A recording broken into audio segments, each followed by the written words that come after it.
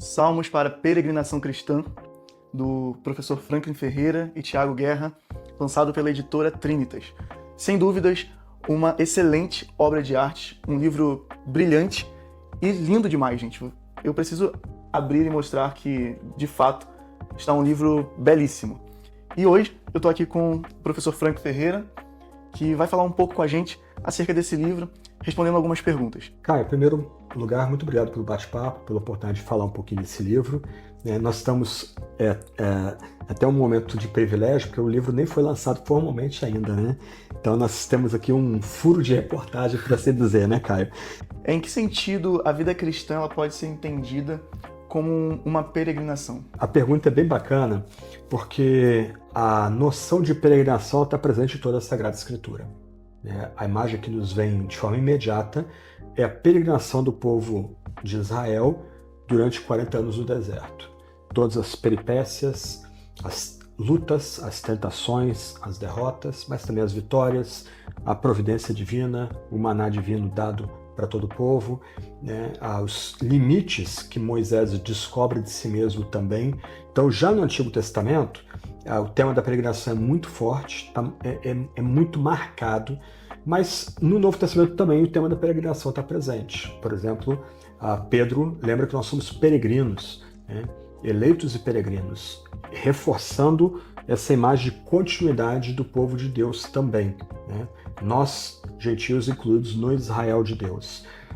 O fato é que essa imagem marcada na Escritura algumas vezes se perde no tempo presente. Quem nos ajuda a retomar essa imagem no tempo presente é a obra clássica de John Bunyan, O Peregrino, sua continuação cristiana, aqui no Brasil chamada Peregrina também, que Bunyan, no século XVII, ele preso, ele tem um insight de escrever sobre a peregrinação cristã. E ele compara a peregrinação cristã a uma grande luta para chegar ao novo céu e nova terra, poder atravessar na fé o último rio. Então Bunyan reintroduziu a imagem da peregrinação para o mundo de fala inglesa e para muitos protestantes do Brasil. O fato é que a gente precisa também ler a peregrinação no seu contexto mais amplo, e o Bunyan ajuda a gente nesse ponto. Se a gente ler só o Peregrino, que é a primeira parte da grande obra de Bunyan, a gente vai ter a noção de que a peregrinação é um esforço solitário, mas Bunyan escreve a Peregrino, a Cristiana, dependendo da edição, mostrando que a esposa do Peregrino e os filhos do Peregrino também entram nessa caminhada de peregrinação, nesse esforço, nessa luta de chegar ao reino dos céus, e em que haverá tentações, haverá ataques do diabo. O cristão vai precisar se revestir da justiça divina, da armadura divina, para enfrentar os riscos da peregrinação. Então, a imagem da peregrinação é uma imagem bíblica, ela está presente na Bíblia por exemplo, ela está presente na Bíblia por ordem. Nós temos os salmos de romagem, que são salmos de peregrinação, que enfatizam as orações que o povo de Deus faz à peregrinação. Então, a peregrinação é uma imagem muito importante, muito presente em toda a Bíblia, lembrando que a vida do cristão é uma vida de peregrinação. Não só o cristão, mas os membros da família espiritual, os nossos irmãos e irmãs, nossa família na fé também está em peregrinação para o reino dos céus. É muito comum os cristãos se sentirem cansados em meio a essa peregrinação. Talvez até por causa desse cansaço se sentirem culpados por estar cansado. Então, como que os salmos de peregrinação, eles ensinam o cristão que está cansado na caminhada com Deus? É uma pergunta também muito relevante. Antes de falar dos salmos de peregrinação, a gente lembra da experiência do povo no deserto. Você tem naquela peregrinação toda a ampla gama de experiências que um cristão genuíno vai passar. Tentação, queda, infelizmente, mas parte da nossa peregrinação algumas vezes é cair, o levantar, a restauração, a renovação de aliança. Então, o povo do deserto, ao ser renovado, na véspera de entrar em Canaã, a terra da promessa, o pacto é renovado. Isso é parte da peregrinação. Então, já por exemplo, nós temos a imagem da peregrinação como luta. A peregrinação não é confortável. A peregrinação envolve riscos. a peregrinação é feita no deserto, né? Não é um lugar agradável, é um lugar inóspito, é um lugar de desafio, né? Deus é que tem que trazer o sustento, o alimento, e Deus que traz o saciar, a água que sacia a sede do povo da peregrinação. E os salmos de romagem, os salmos de peregrinação, que é o tema do livro, eles estão inseridos nessa tradição de a vida com o Senhor é uma vida de luta. Então, já nos salmos de romagem, eles abrem com o povo convidado a entrar na peregrinação fora do território de Israel. E isso é um ponto muito importante da teologia bíblica. O território de Israel é santo, não porque tem alguma peculiaridade do território, mas porque Deus, pela sua presença, torna o território santo. O arraial na peregrinação do deserto é o lugar da santidade. Quem está fora do arraial, quem está fora do território, é impuro. Então, isso está bem enfatizado no texto sagrado. Então, nós somos chamados a peregrinar, a sair do deserto onde nós estamos, das tendas do deserto onde nós estamos, para primeiro entrar no território santo. E aí no território santo a gente é chamado agora, com nossos irmãos e irmãs, com nossos parentes, com os membros da aliança, a subir em direção a Jerusalém. E aí nós temos os salmos de romagem, os salmos de peregrinação, orações para cada etapa dessa peregrinação, que são as etapas da nossa vida, né? Nós temos salmos de romagem que nos trazem conforto quando estamos perdidos na peregrinação, quando nos sentimos atacados no meio da peregrinação, quando está difícil a subida para o Monte Sião, quando nós trememos ao entrar no templo. Então nós temos salmos para todas as etapas da nossa peregrinação cristã. Mas o fato é que a peregrinação não é sem risco, mas nos são dadas, e esse é um tema importante do livro, orações para cada etapa da peregrinação. A peregrinação é isso. É um caminhar no deserto, é um caminhar num território selvagem, um território que nos desafia, é confiar na providência de Deus diária. E também lembrar que Deus nos dá orações para cada etapa da caminhada. Então, dentro desse âmbito da necessidade de entendermos que a caminhada cristã é uma caminhada de peregrinação, qual a necessidade da gente redescobrir esses salmos para a nossa vivência cristã? Outra pergunta muito boa, Caio.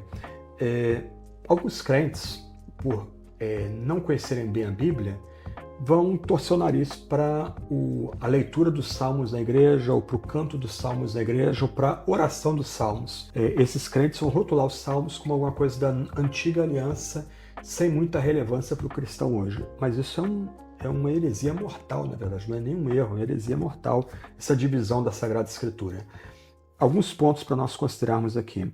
Primeiro, os Salmos é um dos livros mais citados no Novo Testamento. Inclusive, os Salmos são citados para dar respaldo e para explicar doutrinas centrais da fé cristã. A gente pensa em Romanos capítulo 3, Paulo está encerrando o seu debate sobre a doutrina do pecado, mostrando como todo ser humano é escravo do pecado, e ele começa a citar uma série de salmos em sequência, textos dos salmos, para embasar o que ele acabou de ensinar para os crentes em Roma. Então, o livro dos Salmos é um dos 3 livros mais citados no Novo Testamento, inclusive para embasar doutrinas centrais, embasar uma alta cristologia, o fato de que Jesus é o eterno Filho de Deus, ele se tornou homem, Salmo 22, Salmo 110, são muito citados na Sagrada Escritura do Novo Testamento, melhor dizendo. Salmo 2 é muito citado no Novo Testamento para falar da pessoa de Jesus. Então, doutrina do pecado, doutrina de Jesus são embasadas pelos apóstolos do Novo Testamento com citações dos Salmos. Os Salmos estão presentes na boca de Jesus. O Senhor Jesus usa os Salmos, cita os Salmos, ora os Salmos. Esse é o nosso exemplo, inclusive, para nós orarmos os Salmos e cantarmos os Salmos. Então, eu vou ficar só nesses 2 pontos, né? O uso dos Salmos do Novo Testamento, a forma como os Salmos é citado no Novo Testamento, e os Salmos estarem nos lábios de Jesus. Inclusive, da morte de Jesus, ele cita o Salmo 22. Ele cumpre em si mesmo o Salmo 22. Esses 2 pontos deverão nos lembrar que os Salmos são o nosso recurso de peregrinação. Todo o saltério, não apenas o trecho dos Salmos de romagem. Então, Primeiro, os crentes devem reaprender a orar os salmos. Os salmos são o nosso texto de oração. Nos salmos nós temos toda a adoração e todo o lamento que nós precisamos para apresentar na presença de Deus. Segundo, os salmos deverão determinar a gramática da nossa oração. Muita oração que a gente faz é descuidada, superficial, às vezes até um uso de palavras mágicas, quando no saltério nós podemos aprender a como nos dirigir a Deus o Pai e a seu Filho Jesus. Aliás, Jesus em João capítulo 15 vai dizer que tudo que pedirmos, lembrando a Deus das próprias palavras dele, nós poderemos receber, nós temos a confiança de receber. Então, como é que o crente pode orar confiando para receber as suas bênçãos? Usando a linguagem dos salmos, fazendo orações informadas e circunscritas aos salmos. Esse tipo de oração pode ser feito com confiança, porque nós estamos lembrando a Deus das suas próprias promessas e por isso nós podemos confiar que nós vamos receber essas promessas divinas. Então, em síntese, Salmos é um dos livros mais citados do Novo Testamento, ou seja, os autores do Novo Testamento trataram os Salmos como palavras de Deus para aqui e agora. Jesus ora os Salmos, Jesus tem os Salmos nos seus lábios, as últimas palavras de Jesus são baseadas no saltério. Nós somos chamados a imitar Jesus, então temos que orar como Jesus que orou os Salmos. Aliás, um parênteses, o Pai Nosso pode ser considerado um resumo de todo o saltério. A gente pode pensar em cada petição, são 6 petições do Pai Nosso, cada petição do Pai Nosso tem a gramática e resume ênfases que são presentes nas orações do saltério. E, do outro lado, nós devemos orar os salmos como nossa oração diária e devemos permitir que os salmos guiem a nossa própria oração, guiem a nossa linguagem da oração. Ou seja, os crentes brasileiros geralmente pensam que a oração espontânea é a mais legítima e torce o nariz para orações lidas, orações decoradas, por causa do nosso ambiente fortemente anticatólico. Ledo engano. A oração lida, a oração decorada é vital, porque essa oração lida, decorada, nos Salmos, vai guiar, depurar e melhorar a nossa oração espontânea. E eu termino lembrando de Jonas, no ventre do grande peixe. Ele faz uma oração espetacular. 2 pontos importantes. A oração não é oração de lamento. Ele podia ter lamentado, ele não lamenta, ele adora. E cada linha da oração de Jonas é a citação de um salmo. Não há uma palavra original de Jonas no ventre do grande peixe. Quando ele está em risco, ele escolhe o tipo de oração que ele quer fazer, uma oração de adoração, não de lamento, e ele não é original. Todas as palavrinhas que ele cita ali são recordadas, baseadas no texto dos Salmos. Quem fazia muito isso era Agostinho também. Sim. Você lê as Confissões de Agostinho, tem orações em praticamente cada página das Confissões, é um dos grandes livros da fé cristã, e as orações todas são bíblicas, profundamente bíblicas, grande parte delas baseadas nos Salmos. Professor, muito obrigado. Caio, um prazer, muito obrigado por esse tempo. Compartilhar. Fica a nossa indicação, Salmos para a Peregrinação Cristã, editora Trinas, professor Frank Ferreira. Deus abençoe a todos aí. Guerra. Caio, muito obrigado aí pelo tempo aí. Um privilégio.